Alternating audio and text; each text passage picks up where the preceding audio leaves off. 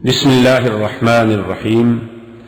منہج corporation Jeddah برائے production و ڈسٹریبیوشن آپ حضرات کی خدمت میں قصص الانبیاء کا مبارک سلسلہ پیش کرنے کی سعادت حاصل کر رہا ہے۔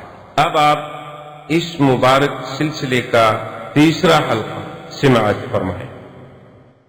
تم دوسرے آدمی کو بند گلی میں کھڑا کر دو گے اور ہوگا وہ کمزور تو کیا کرے گا آخر؟ پھر تو یہی ہے نا کہ ٹکر مارے گا یا خود مر جائے گا یا دیوار توڑ کے نکل جائے گا۔ تو اب جناب حضرت شیش علیہ السلام نے جہاد کیا، اللہ کی مہربانی سے جہاد میں تو وہ غالب آ گئے، جہاد میں تو انہوں نے ساری شر کی قوتیں جو تھی ان کو ختم کر دیا، لیکن خدا کی قدرت ہے کہ شیش علیہ السلام پہ بھی موت آ گئی۔ اب موت تو سب پہ ہے۔ شیش علیہ السلام کے بعد کون آئے؟ حضرت ادریس علیہ۔ یہ سب کے سب اولاد آدم علیہ السلام، لیکن ادریس علیہ السلام اور آدم علیہ السلام کے زمان درمیان میں جو ہے عشرۃ قرون، 10 قرن، اور ایک قرن ہوتا ہے 100 سنۃ، یعنی 1000 سال کا فاصلہ۔ حضرت ادریس علیہ السلام کے تقریباً کچھ 10ویں سے بھی زیادہ دور جا کے آدم علیہ السلام باپ بنتے، اور حضرت ادریس علیہ السلام جو ہے یہ بھی اللہ کے نبی، اور قرآن نے ان میں زیادہ تفصیل تو بیان نہیں فرمائی، لیکن ذکر کیا ہے کہ وَاذْكُرْ فِي الْكِتَابِ إِدْرِيسَ إِنَّهُ كَانَ صِدِّيقًا نَبِيًّا وَرَفَعْنَاهُ مَكَانًا عَلِيًّا۔ اللہ نے فرمایا کہ یاد کریں میرے مدنی محمد مصطفیٰ حضرت ادریس کے بارے میں کہ وہ بھی اللہ تبارک و تعالیٰ کے پسندیدہ سچ بولنے والا صدق والا نبی تھا، اور ہم نے اس کا مقام بلند کیا۔ وَرَفَعْنَاهُ مَكَانًا عَلِيًّا، اس کے بارے میں مفسرین نے لکھا ہے کہ اللہ نے ان کو بھی آسمانوں پہ اٹھایا، اور چوتھے آسمان میں ان کا مقام تھا۔ اس لیے لیلۃ المعراج جب میرے مدنی پاک گئے، انہ لقی بادریس فی السماء الرابعہ، چوتھے آسمان پہ ملاقات۔ اور ایک ان کا بھی بڑا عجیب واقعہ آتا ہے کہ ان کی جب موت کا زمانہ قریب آیا تو فرشتوں کے ساتھ بات چیت تو بے آگی ہوتی ہے۔ ایک فرشتے سے کہا انہوں نے کہ مہربانی کرو ذرا ملک الموت سے کہو یار میری موت کو تھوڑا پتہ پیچھے نہیں کر سکتا۔ انہوں نے کہا جی یہ تو مجھے پتہ نہیں ہے کہ ملک الموت کے اختیار میں ہے کہ نہیں ہے، اللہ پاک نے ان کو پاور دیے ہیں پیچھے کرنے کے آگے کرنے کے، یہ پتہ نہیں ہے، لیکن بات میں کر سکتا ہوں۔ اور اسی اثنا میں اللہ پاک معاف فرمائے ان قبائل میں جو لوگ تھے قابیل کے قبیلے والے یا اور جو اشرار الخلق تھے، ان میں ابلیس نے ایک نئی چال چلی۔ ایک تو ان کو عورتوں سے گمراہ کیا گانے سے، دوسرا گمراہ کیا عورتوں کی عریانی سے کہ تبرج الجاہلیہ، کہ وہ نیم عریاں قسم کے لباس پہن کے اس عید میں آتی اور نیو ایئر مناتی، اور اس کے بعد وہ گناہوں میں اور اس فسق فجور میں شریک ہوتی۔ اور اس کے ساتھ ساتھ اس نے ان کے دماغوں میں یہ ڈالا ابلیس نے کہ یہ رجال الصالحین جو ہے یہ سب سے اول جو ہے عبادت الاصنام کہاں سے شروع ہو رہی ہے؟ اسی دور سے اس نے دماغوں میں ڈال دیا کہ بھئی دیکھو یہ اللہ والے ہیں، اولیاء اللہ ہیں، عباد اللہ ہیں، اللہ کے مقربین ہیں، اور یہ لوگ جب مر جائیں گے تم تو ختم ہو گئے۔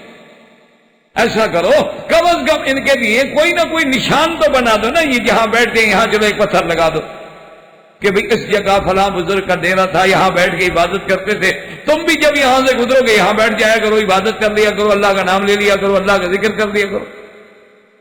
تو اس نے یہ ابتدا بھی شروع کر دی تھی، اور یہ بھی وہی تھا حضرت ادریس علیہ السلام کا۔ حضرت ادریس علیہ السلام نے فرشتے سے کہا، اس نے کہا کہ اچھا ایسا کرو کہ تم میرے ساتھ بیٹھ جاؤ میرے پروں میں تمہیں لے کے چلتا ہوں اوپر، اور جا کے ملک الموت سے بات کر۔ تو یہ فرشتہ ان کو لے کے جب چوتھے آسمان پہ آیا تو ملک الموت چوتھے آسمان پہ موجود تھے، اور اس فرشتے نے کہا ملک الموت سے کہ بھئی میں نے آپ سے ایک بات کہنی ہے، مجھے پتہ نہیں کہ اللہ کے احکام کیا ہیں۔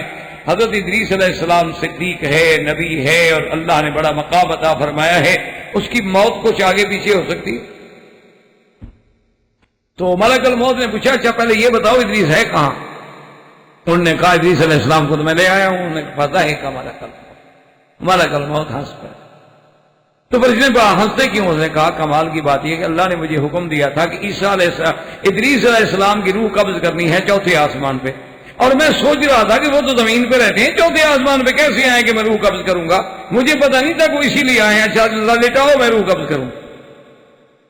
انہوں نے کہا یہ آگے پیچھے تو نہیں ہو سکتا، یہ تو وقت مقرر ہے۔ اور خدا کی شان دیکھو کہ اللہ نے یہی فیصلہ کیا تھا کہ فَرَفَعْنَاهُ مَكَانًا عَلِيًّا، اتنا بلند مقام پہ ہم لے گئے کہ ان کی روح قبض جو ہے وہ بھی آسمان میں۔ اور بعض علماء یہ بھی کہتے ہیں کہ ادریس علیہ السلام بھی زندہ ہیں جیسے کہ عیسیٰ علیہ السلام زندہ ہیں۔ عیسیٰ علیہ السلام زندہ ہیں اور وہ قرب قیامت میں اتریں گے۔ انہ ينزل على منارۃ شرقیہ بیضاء دمشق وانہ یکسر الصلیب ویقتل الدجال ویدع الجزیہ ویملأ الارض عدلا وقسطا۔ لیکن اصل صحیح روایت یہ ہے کہ ادریس زندہ نہیں، عیسیٰ علیہ السلام تو زندہ ہے لیکن ادریس علیہ السلام زندہ نہیں ہے۔ تو اب ادریس علیہ السلام کے دور میں ہی عبادت اوثان شروع ہوئی، اور ادریس علیہ السلام کے دور کے بعد اللہ تبارک و تعالی نے اول رسول و اول نبی جن کو بھیجا وہ کون ہے؟ وہ حضرت نوح علیہ السلام ہیں، جن کے لیے ہم نے یہ آیت تلاوت کی تھی کہ وَلَقَدْ أَرْسَلْنَا نُوحًا إِلَىٰ قَوْمِهِ إِنِّي لَكُمْ نَذِيرٌ مُّبِينٌ۔ اللہ تبارک و تعالیٰ کو منظور ہے تو زندگی باقی تو بات باقی۔ وما علینا الا البلاغ وآخر دعوانا ان الحمد للہ رب العالمین۔ برادران اسلام، واجب الاحترام بزرگوں، دوستوں، بھائیوں، عزیز نوجوانوں، الحمدللہ اللہ تبارک و تعالیٰ کے کروڑ کروڑ شکر ہے کہ اس نے ہمیں توفیق بخشی کہ قصص الانبیاء علیہم السلام کے دروس میں ہم شرکت کر سکیں، اور اسی ضمن میں اللہ کا قرآن اور احادیث محمد مصطفیٰ صلی اللہ علیہ وسلم سے مستفید ہو سکیں۔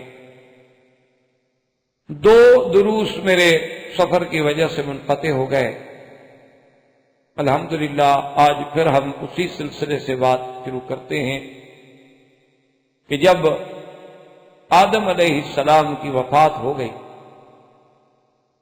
اور آدم علیہ السلام کی وفات پر ملائکہ تشریف لائے، اللہ کے فرشتوں نے غسل کیا، اللہ کے فرشتوں نے کفن پہنایا، اللہ کے فرشتوں نے نماز جنازہ پڑھی اور انہوں نے ان کی تدفین۔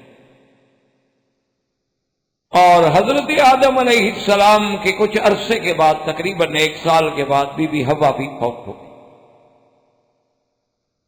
اور سیدنا آدم علیہ السلام کے بعد انبیاء کے سلسلے میں حضرت شیس علیہ السلام تشریف لائے۔ شیس جو ہے اس کا نام ہے، اس کا معنی ہے ہبۃ اللہ۔ ان پہ اللہ تبارک و تعالی نے 50 صحیفے بھیجے، اور جیسا کہ آپ پڑھ چکے ہیں کہ قابیل نے قتل کے بعد اپنی بیوی کو لے کے وہ فرار ہو گیا، اور اس نے جا کر اپنا ایک علاقہ منتخب کیا، وہیں آباد ہوا، اس کی پھر وہی ذریت اور وہی جماعت بڑھتی چلی گئی۔ اور خدا کی قدرت یہ ہوئی کہ جتنے لوگ قابیل کے قبیلے سے بنے اور پیدا ہوئے، ان میں سہول، وہ سہول کا علاقہ کہلاتا۔ سہول کا معنی یعنی وادیاں، سہول کا معنی جیسے ایک پہاڑ ہو، تو کچھ لوگ جو تھے جو حابیل کے ساتھ تھے وہ تو جبال پر تھے، اور جو قابیل کا قبیلہ تھا وہ سہول میں تھا۔ اور اللہ کی قدرت یہ ہے، اتفاق کی بات یہ ہے کہ سہول میں جتنی عورتیں تھیں وہ بڑی خوبصورت تھیں، اور جو جبال میں عورتیں تھیں وہ اتنی خوبصورت نہیں تھیں، لیکن ان کے مرد بڑے خوبصورت تھے۔ یہ اللہ تبارک و تعالیٰ کی حکمت ہے۔ تو ابلیس لعین کو موقع ملا، اس نے کہا کہ میں کوئی فتنہ پیدا کروں۔ تو ابلیس لعین جو ہے وہ ایک غلام کی شکل میں، ایک لڑکے کی شکل میں آیا،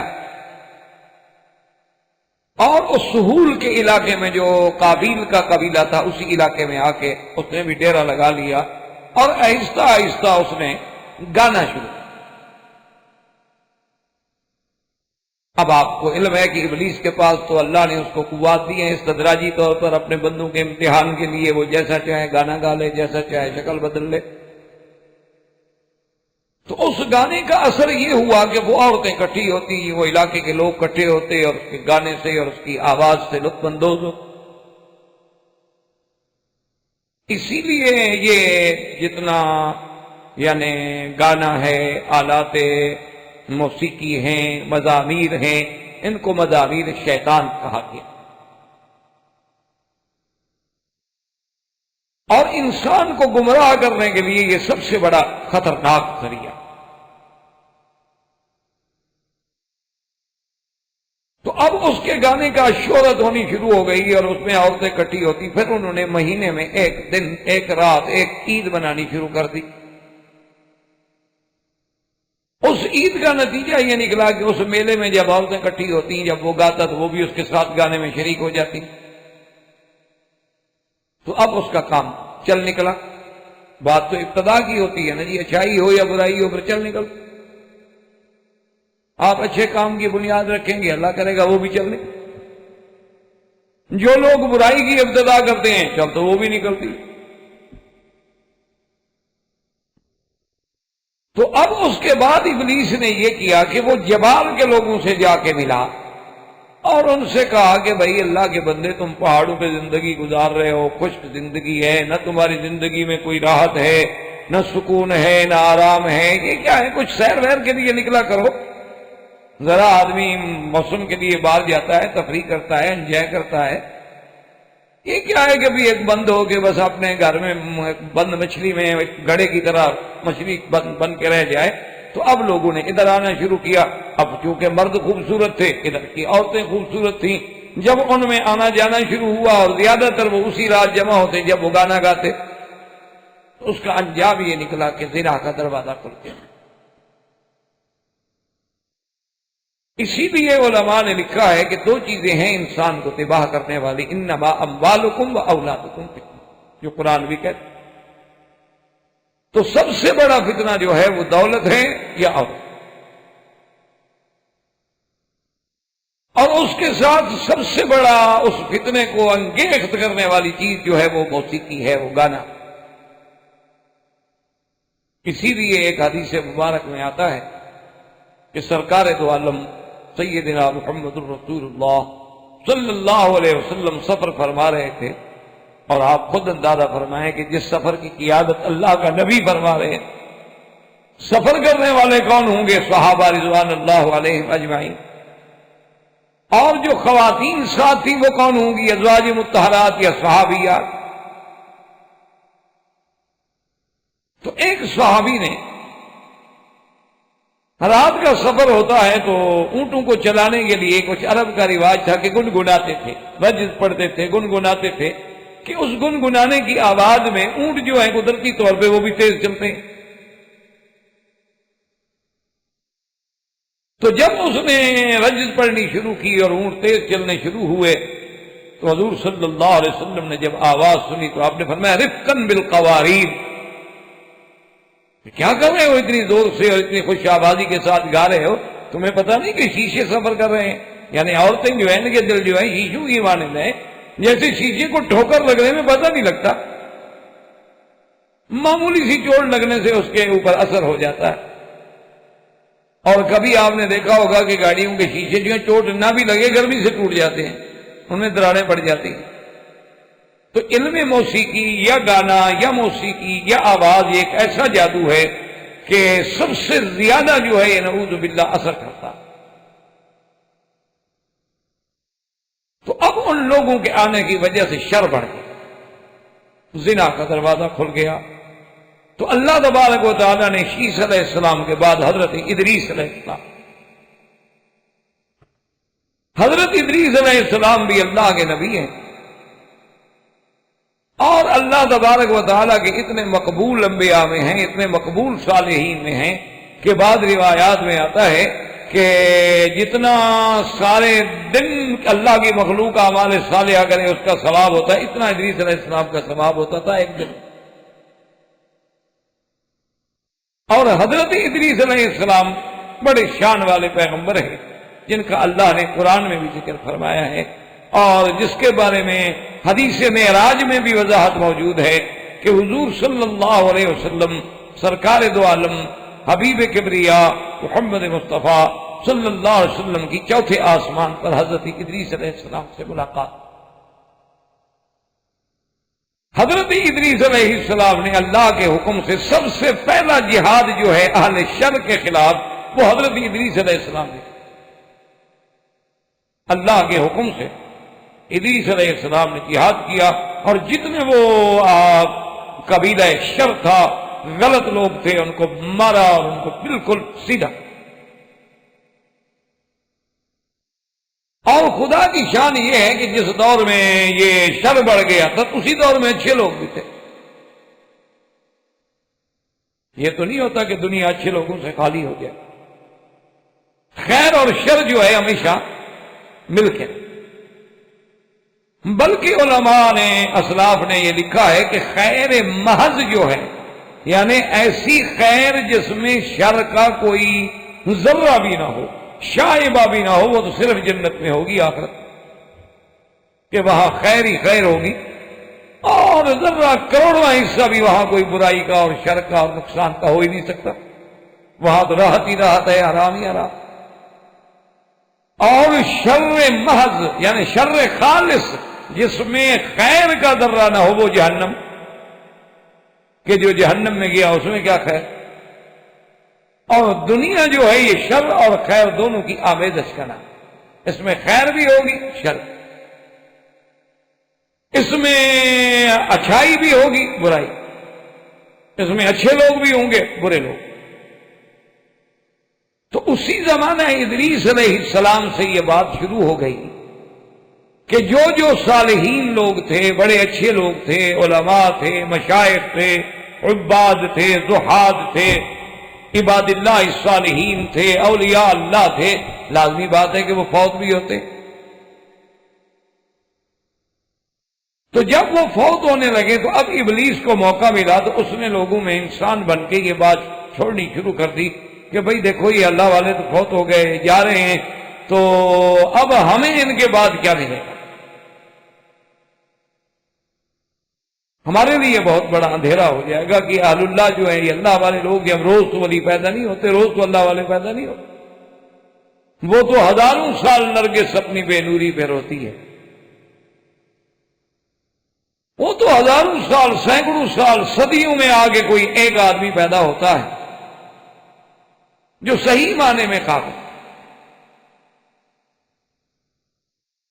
تو اس نے دماغ میں یہ ڈالا کہ بھی ایسا کیوں نہ کر دیا جائے کہ ان بزرگوں کے ہم صورتیں بنا لیں، تصویر بنا لیں، ان کی ایک تمثال بنا لیں، تشبیہ بنا لیں۔ جیسے آپ نے دیکھا ہے نا آج کل بڑے بڑے دنیا میں، بڑے بڑے ملکوں میں رواج ہے کہ لوگ ممیاں بنا لیتے ہیں، اسٹیچو بنا لیتے ہیں، اور بالکل دور سے آپ دیکھیں تو بالکل آپ کو یہ محسوس ہوگا کہ بالکل بے عین ہی وہی آدمی کھڑا ہے۔ یعنی کبھی تو حقیقت یہ ہے کہ جانتے بوجھتے ہوئے بھی آدمی کو شبہ ہو جاتا ہے کہ باقی میں ایک حقیقی آدمی کے ساتھ کھڑا۔ بڑے بڑے دنیا میں جیسے بادام تساؤ ہے، ایسے عجائبات ہیں، وہاں لوگ جا کے بڑے بڑے پرانے لوگوں کے، لیڈروں کے، ان لوگوں کے جو اسٹیچو کھڑے ہیں ان کے ساتھ کھڑے ہو کے فوٹو کھنچواتے ہیں۔ تو انہوں نے بھی ایک دماغ میں ڈالا کہ بھی ایسا کیوں نہ ہو کہ ہم ان کی کچھ صورتیں بنا لیں، اور کم از کم اتنی تو ہوگا نا کہ ان کو دیکھ کے ہم یاد کیا تھا۔ انہوں نے کہا بھی بات تو بہت اچھی ہے لیکن ہمارے پاس تو کوئی ایسا آدمی نہیں ہے، ہمارے پاس کوئی ایسا مصور نہیں جو تصویر بنا سکے، اور ہمارے پاس کوئی ایسا آدمی نہیں ہے فنکار جو اپنے مجسمہ تراش، جو مجسمہ سازی کر سکے۔ اس نے کہا ایسی بات نہیں، میں کر دوں گا۔ تو اس نے ان کی تصاویر بنا کر جہاں جہاں وہ لوگ عبادت کرتے تھے، جو ان کے مراکز عبادت تھے، وہاں لگانے شروع کرتی ہے، لیکن عبادت نہیں شروع ہوئی، صرف یہ ہے کہ ان جگہوں پر ان کی تصاویر کو کھڑا کر دیا گیا کیونکہ کام تو ایسے ہی شروع ہوتا ہے نا جی، ابتدا تو اسی طرح.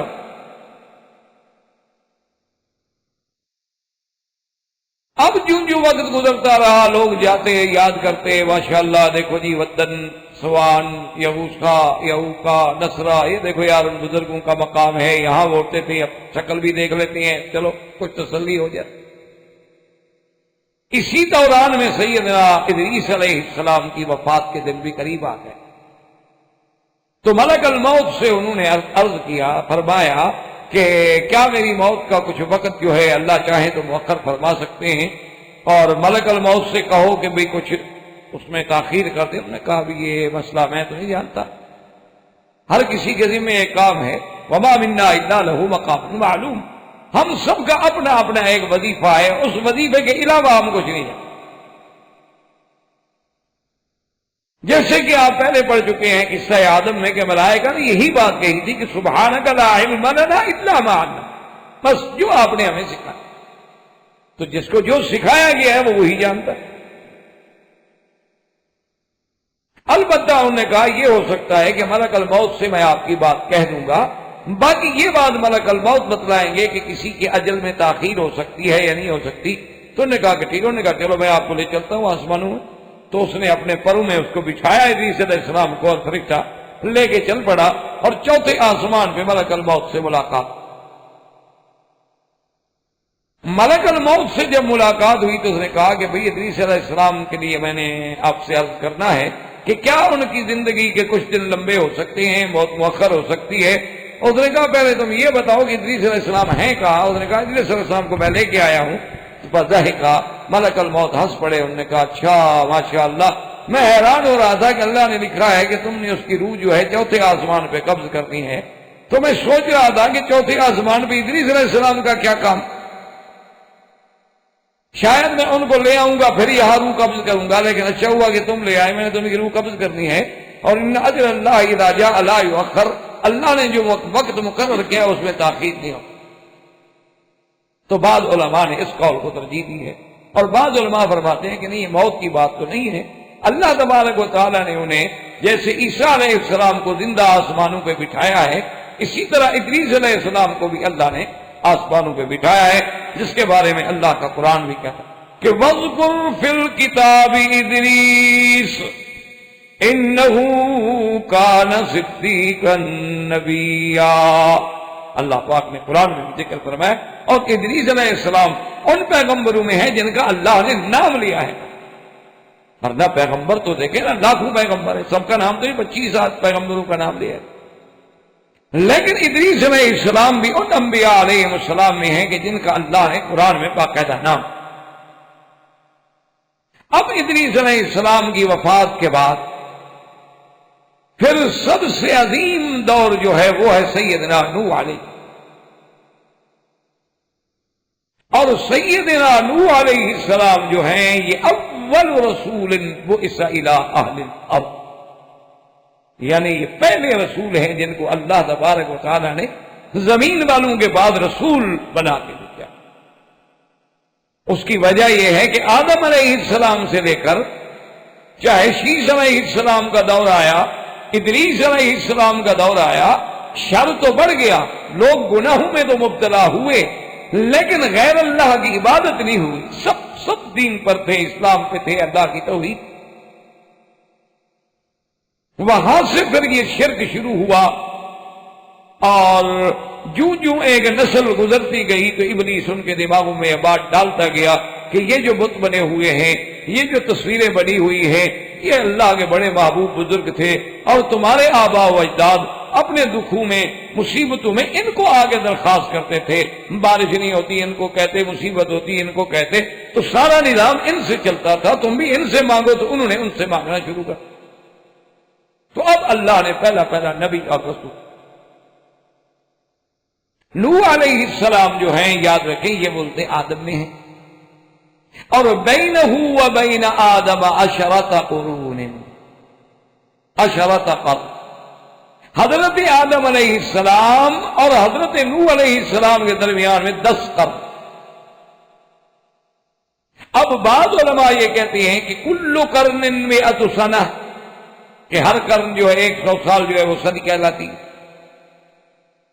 اگر اسی حساب کو مد نظر رکھا جائے تو اس کا مطلب یہ ہے کہ حضرت آدم علیہ السلام کے اور حضرت نوح علیہ السلام کے درمیان 1000 سال کا فاصلہ ہو۔ اور بعض علماء نے فرمایا کہ نہیں، قرن سے مراد یہ ضروری نہیں ہوتا کہ 100 سال، بلکہ قرن سے مراد یہ ہوتا ہے کہ جب ایک نسل ختم ہو جائے،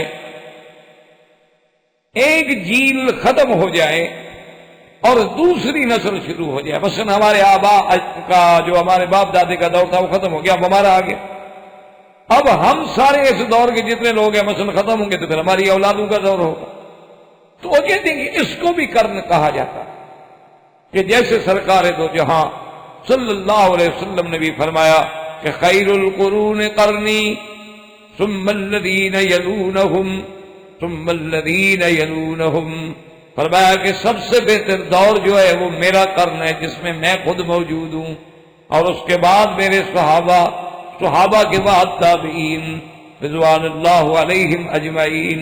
اور اسی طرح اللہ تبارک و تعالی نے قرآن میں بھی کئی مقامات پہ فرمایا وَكَمْ أَهْلَكْنَا مِنْ قَرْنٍ، اسی طرح آتا ہے قُرُونًا كَثِيرًا۔ تو اس لیے بعض علماء کہتے ہیں کہ یہ ضروری نہیں ہے کہ 1000 سال مراد ہو، بلکہ اس سے زیادہ بھی ہو سکتا ہے، اس سے کم بھی۔ تو نوح علیہ السلام جو ہیں یہ بڑے شان والے پیغمبر کہ جن کو اللہ نے قرآن میں خود فرمایا انہ کان عبدا شکورا، کہ نوح علیہ السلام وہ میرا بندہ ہے شکر گزار کہ ہر وقت میری نعمتوں پہ شکر کرتا۔ اسی طرح قرآن دوسرے مقام پہ سلام علی نوح فی العالمین، اللہ نے نوح پہ سلام۔ یہ کوئی معمولی سی بات تو نہیں ہوتی کہ اللہ خود جس بندے پہ سلام فرمائے، اور وہ سلام صرف یہ نہیں بلکہ عالمین تمام زمان میں، تو یہ بہت بڑا شان ہے حضرت سیدنا نوح علیہ السلام۔ اور اسی طرح یعنی یوں اندازہ فرمائیں کہ نبوت اور رسالت کی دراصل جو بنیاد ہے وہ نوح علیہ، وہی سے یہ ابتدا ہوئی اور انتہا ہوئی سیدنا محمد الرسول اللہ صلی اللہ علیہ وعلا آلہ واصحابہ وسلم تسلیما کثیرا۔ اور نوح علیہ السلام جو ہیں اللہ پاک نے ان کو بڑی عمر طویل عطا۔ اکثر روایات کے مطابق جمہور علماء کا اس پہ اتفاق ہے کہ تقریباً آپ کی عمر مبارک جو ہے وہ 1050 سال، کیونکہ 50 سال کے بعد آپ کو نبوت ملی اور 950 سال تک آپ نے تبلیغ فرمائی، اور 950 سال کے بعد طوفان آیا، اور طوفان سے نکلنے کے بعد بھی آپ 50 سال زندہ رہے۔ اس لیے علماء نے لکھا ہے کہ آپ کی عمر مبارک جو ہے وہ تقریباً 1050 سال تھی۔ البتہ جو قرآن پاک میں آتا ہے کہ الف سنۃ فلبث فیہم الف سنۃ الا 50 عاما، کہ آپ اپنی قوم میں، آپ اپنی اس برادری میں رہے 1000 کم 50 سال، تو کہتے ہیں یہ دعوت بعثت، دعوت مدت تبلیغ ہے جس میں آپ نے دعوت پیش کی، ورنہ عمر مبارک جو ہے آپ کی وہ 1050۔ اور اسی طرح نوح علیہ السلام جو ہے ماشاءاللہ صائم الدہر، یعنی نوح علیہ السلام ہمیشہ روزے، صرف عید الفطر اور عید الضحیٰ، یہ جو 2 عیدوں کے دن ہے اس میں روزہ رکھنا شرعاً حرام ہے۔ تو سیدنا نوح علیہ السلام تو صرف یعنی ان 2 عید کے موقعوں پر تو روزہ نہیں رکھتے تھے، ورنہ ہمیشہ جو ہے نوح علیہ السلام روزے۔ اتنا بڑا عابد، اتنا بڑا زاہد کہ ہر وقت صائم الدہر۔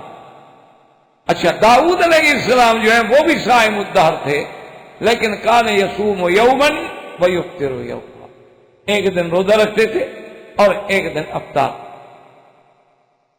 اور سیدنا ابراہیم علیہ السلام وہ بھی صائم الدہر تھے، لیکن ان کے صائم الدار ہونے کا یہ طریقہ تھا کہ کان یصوم ثلاثۃ ایام فی کل شہر، کہ ہر مہینے میں وہ 3 دن ہوتا، وہ بھی صائم الدار۔ صائم الدار کا معنی ہوتا ہے کہ کیونکہ صائم الدار کا اطلاق ہوتا ہے یا تو حقیقتاً یا مجازاً۔ اب جیسے کہ میرے آقا نے سرکار دو جہاں صلی اللہ علیہ وسلم نے بھی فرمایا کہ جس آدمی نے رمضان کا روزہ رکھا وصام ستا من شوال، اور اس کے بعد اس نے 6 روزے شوال کے بھی رکھ لیے، فکأنما صام الدہر کلہ، گویا کہ اس نے پورا سال روزے رکھا۔ اس کی وجہ کیا ہے کہ جب اس نے 1 مہینہ رمضان کا اور 6 دن بعد کے 36 دن ہو گئے، اور من جاء بالحسنۃ فلہ عشر امثالھا، تو 360 کے ساتھ جب 10 کو 36 سے ہم ضرب دیں گے تو 360 بن جائیں گے، تو گویا اس کے روزے ہوتے۔ اسی طرح حضور صلی اللہ علیہ وسلم نے فرمایا ہے کہ جو آدمی ہر مہینے میں 3 روزے رکھے لیالی البیز کے، لیالی البیز سے مراد یہ ہوتا ہے کہ 13 کی رات، 14 کی رات اور 15 کی رات، یعنی ان 13، 14، 15 کو اگر وہ روزے رکھے تو وہ بھی صائم الدہر کہلائے گا، کیونکہ جب اس نے مہینے میں 3 روزے رکھے اور ہر روزے کا ثواب 10 گنا ملا تو گویا 30 ہو گئے، تو لہذا گویا وہ بھی صائم الدہر۔ تو یہ اللہ تبارک و تعالیٰ کی نعمتیں ہیں۔ لیکن نوح علیہ السلام حقیقی صائم الدہر تھے کہ آپ نے ساری زندگی روزہ رکھا الا یوم العید، یعنی یوم العید و یوم الضحیٰ، عید الفطر و عید الضحیٰ پہ روزہ لیا۔ اور ہم چونکہ ملت ابراہیمی پہ، تو اس لیے حضور صلی اللہ علیہ وسلم کو بھی یہی زیادہ محبوب تھا کہ آپ نے فرمایا کہ بس 3 روزے مہینے میں رکھ لیا کرو، اور آپ نے فرمایا کہ یوم الخمیس اور یوم الاثنین، یعنی سوموار کے دن اور جمعرات کے دن بھی روزہ رکھ لو، یہ بھی سن۔ حضور نے فرمایا 6 شوال کے روزے بھی رکھ لو، یہ بھی سن۔ یوم عاشوراء کے روزے رکھ لو، یہ بھی سن۔ اس لیے حضور صلی اللہ، اور آپ کے بعد صحابہ نے جب اجازت مانگی کہ یا رسول اللہ ہم اس سے بھی زیادہ روزے رکھنا چاہتے ہیں، تو آپ نے فرمایا کہ پھر بہتر بات یہ ہے کہ احب الصیام الی اللہ صیام داؤد، اللہ تبارک و تعالیٰ کو پھر داؤد علیہ السلام کا روزہ بڑا پسند ہے کہ کان یصوم یوما ویفطر یوما، ایک دن روزہ رکھتے تھے اور ایک دن افطار کرتے تھے، تم بھی پھر اسی پہ چل۔ اس کی وجہ یہ ہے کہ روزانہ روزہ رکھنا جو ہے، علماء محدثین نے، فقہا نے اس کی لم لکھی ہے، علت لکھی ہے کہ پھر جب آدمی عادی ہو جاتا ہے تو پھر اس کی عادت بن جاتی ہے، پھر وہ عبادت نہیں رہتی۔ پھر ایک آدمی کی عادت بن جاتی ہے کہ میں نے روز رہنا ہے، بس روزے کے ساتھ رہنا، بس عادت بن گئی۔ تو اس لیے وہ کہتے ہیں کہ نہیں، عادت اور عبادت میں فرق ہونا چاہیے کہ ایک دن روزہ رکھے، ایک دن کھائے، تاکہ روزے والے دن اس کو کچھ بھوک لگے، کوئی تکلیف ہو، کوئی ستائے۔ جب عادت ہو جائے گی تو کسی قسم کی تکلیف پھر بندے کو ہوتی نہیں۔ اس لیے اللہ تبارک و تعالیٰ کی ہر چیز میں حکمتیں ہیں۔ تو نوح علیہ السلام جو ہے بڑے شان والے ہیں۔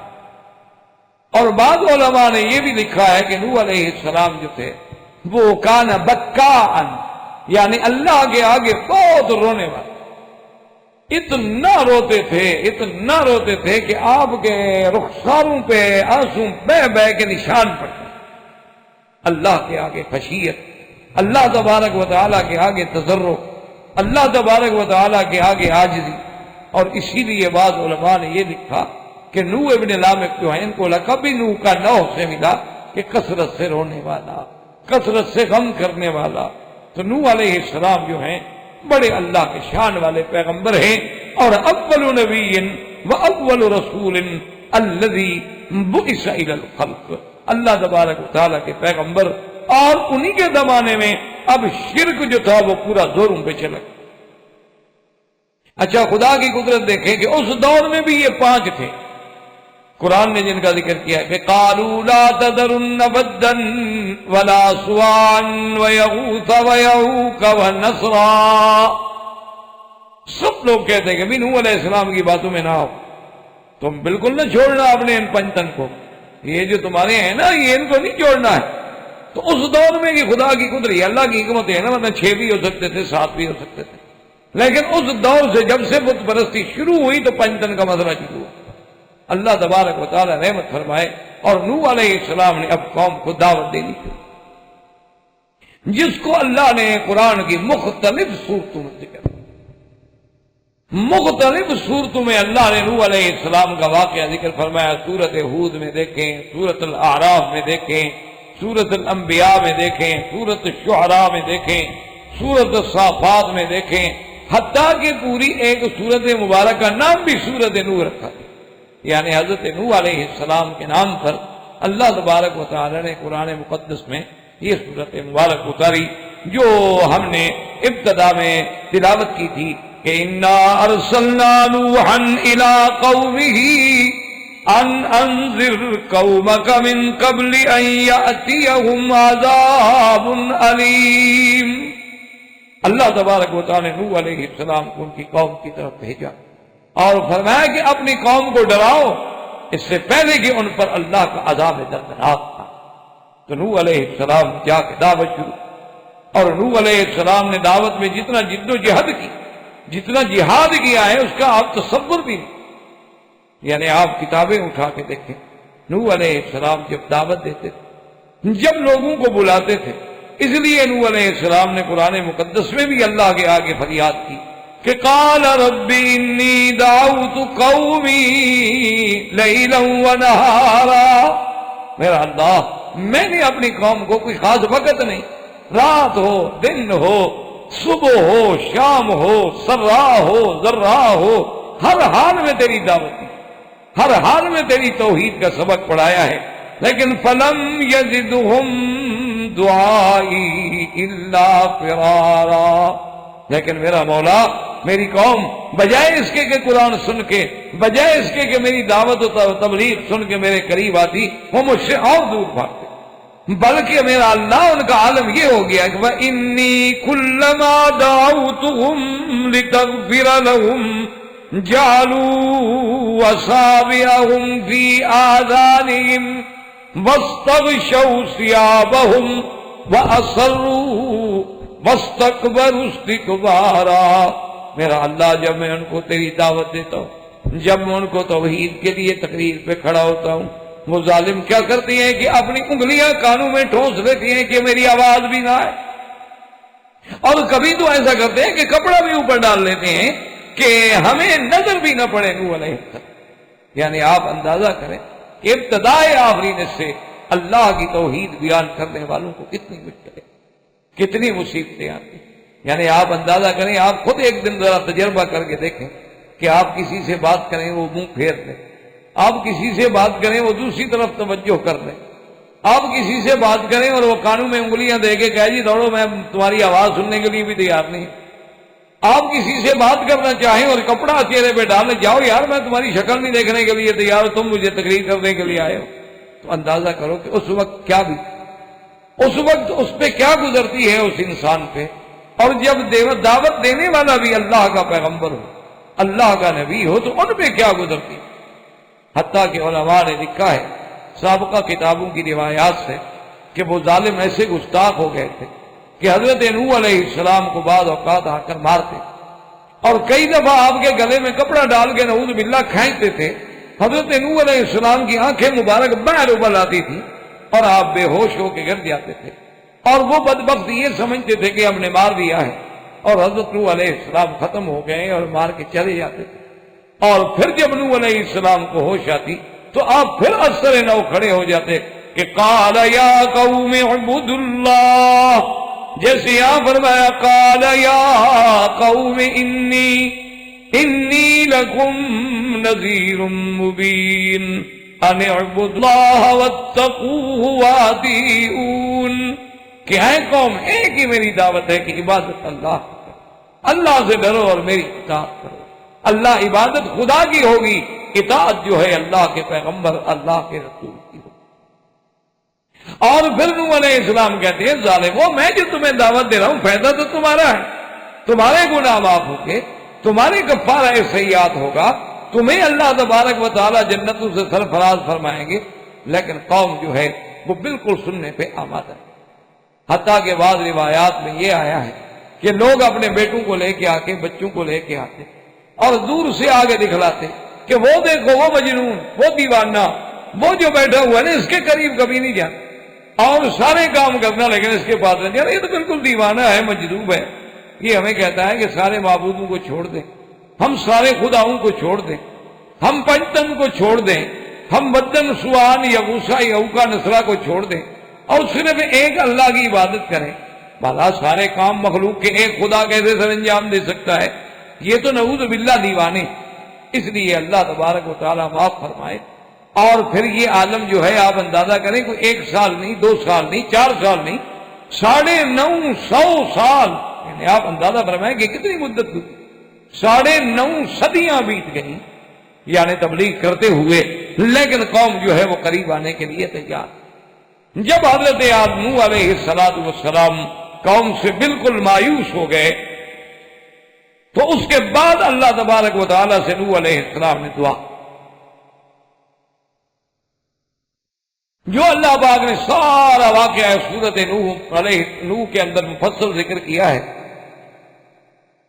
اور آخر میں حضرت نوح علیہ السلام نے اللہ سے دعا مانگی، وَقَالَ نُوحٌ رَبِّ لَا تَذَرْ عَلَى الْأَرْضِ مِنَ الْكَافِرِينَ دَيَّارًا، میرا اللہ اب تو کافروں کا کوئی گھر، کوئی حویلی بھی نہ بچے دنیا میں، إِنَّكَ إِن تَذَرْهُمْ يُضِلُّوا عِبَادَكَ وَلَا يَلِدُوا إِلَّا فَاجِرًا كَفَّارًا، میرا اللہ اگر آپ نے ان کو چھوڑ دیا، اگر آپ نے ان کو مہلت دے دی، اگر آپ نے ان کو ہلاک نہ کیا تو ان کی آنے والی نسلیں جو ہیں وہ بھی نہیں ہوں گی مگر یا فاجر ہوں گے، کافر ہوں گے، وہ بھی تیرے فرمانبردار اطاعت گزار نہیں ہوں گے۔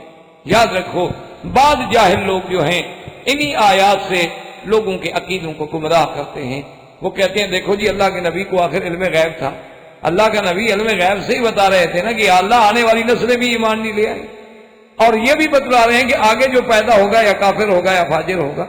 اس کا مطلب یہ ہے کہ انبیاء علیہ السلام کے علم غیب ہے، حالانکہ یہ جہالت ہے، اللہ تبارک و تعالیٰ کے انبیاء پر یہ الزام ہے اور اللہ کے قرآن سے سراسر انحراف۔ اس کی وجہ یہ ہے کہ اگر ان کے دل میں ذرے کے برابر بھی خوف ہوتا تو نوح علیہ السلام کے اپنے قصے میں موجود ہے کہ میں کبھی علم غیب کا دعویٰ نہیں کرتا، وَلَا أَقُولُ لَكُم إِنِّي أَعْلَمُ الْغَيْبَ۔ اور دوسری بات نوح علیہ السلام کا یہ کہنا کہ ان کی اولادیں کافر ہوں گی، تو یہ 950 سال جو بندہ آزما چکا ہو، 100 سال نہیں، 950 سال، یعنی 9 صدیاں بیت گئیں، 50 سال اوپر گزر گئے، کئی لوگ پیدا ہوئے، کئی مر گئے، کئی نسلیں بدل گئیں۔ یہ تو ایک کھلی سی بات۔ آپ دیکھیں نا، آپ بھی جب دیکھتے ہیں کسی آدمی کو، کسی بچے کو، آپ 1 دن 2 دن 4 دن 6 مہینے سال محنت کرتے ہیں، آپ کہتے ہیں بھی تم نہیں سدھرو، بس بھائی سوال ہی پیدا، تمہارے سدھرنے کا تو کوئی سوال ہی پیدا، کیونکہ میں تجربہ کر چکا ہوں اتنے عرصے سے کہ تمہارے اندر کوئی تبدیلی ہی نہیں آتی۔ تو یہ علم غیب نہیں تھا، بلکہ نوح علیہ السلام نے اپنے تجربے کی بنا پر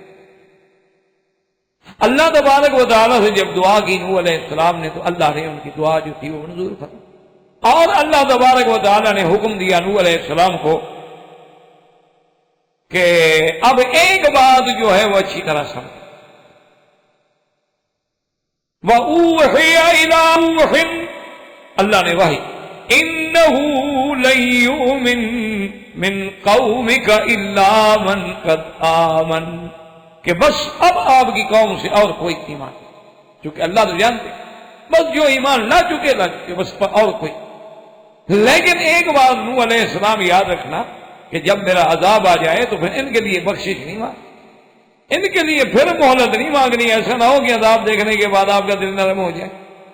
اور اللہ تبارک و تعالی نے حکم دیا نوح علیہ السلام کو، جس کا ذکر قرآن پاک میں متعدد صورتوں میں موجود ہے، کہ وَاصْنَعِ الْفُلْكَ بِأَعْيُنِنَا، کہ کشتی۔ اسی لیے سابقہ کتابوں میں یہ بات بھی ملتی ہے کہ نوح علیہ السلام نے سب سے پہلے اللہ کے حکم سے درخت لگائے، اور وہ درخت جو ہیں تقریباً ماشاءاللہ 100 سال تک بڑھتے گئے اور بڑھتے گئے اور بڑھتے گئے۔ پھر اللہ نے حکم دیا، جبریل علیہ السلام تشریف لائے، انہوں نے نوح علیہ السلام کو آ کے تعلیم دی کہ بھی کشتی کیسے بنانی ہے، جو کہ نوح علیہ السلام کشتی بنانا تو نہیں جانتے، انہوں نے آپ کو تعلیم دی کہ اس طرح لکڑیوں کے پھٹے بنائیں، اس طرح آپ تختے بنائیں گے، اس طرح آپ جناب مسامیر لائیں گے، اس طرح پھر ان کو جوڑا جائے گا اور اس طرح وہ تیار ہوگی۔ تو نوح علیہ السلام سب سے پہلے عمل نجار جو ہے، یعنی جسے آپ اردو میں درخان کہتے ہیں یا لکڑی کا کام کرنے والا کہتے ہیں، بڑی کا کام جو ہے سب سے پہلے حضرت نوح علیہ السلام نے شروع کیا۔ اور خدا کی شان دیکھیں کہ نوح علیہ السلام کشتی بنا رہے ہیں خشکی میں، یعنی کشتی تیار ہو رہی لیکن میدان میں، اور کشتی بھی ماشاءاللہ کتنی بڑی تھی، بہت سارے اقوال ہیں لیکن راجح قول یہی ہے کہ طولها 300 ذراع وعرضها 50 ذراعا، کہ لمبائی جو تھی وہ 300 ہاتھ اور عرض جو تھا، چوڑائی جو تھی وہ 50 ہاتھ تھی، اور اس کی اونچائی جو ہے وہ تھی 30 ذراعا 30 ہاتھ۔ بعض علماء نے 1200 ہاتھ بھی لکھا ہے کہ 1200 ہاتھ لمبا تھا اور 300 ہاتھ چوڑا تھا۔